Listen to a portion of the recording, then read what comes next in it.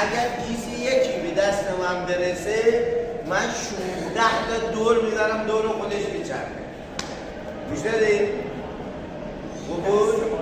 بلنج شکست لذتش رو ببر. برو.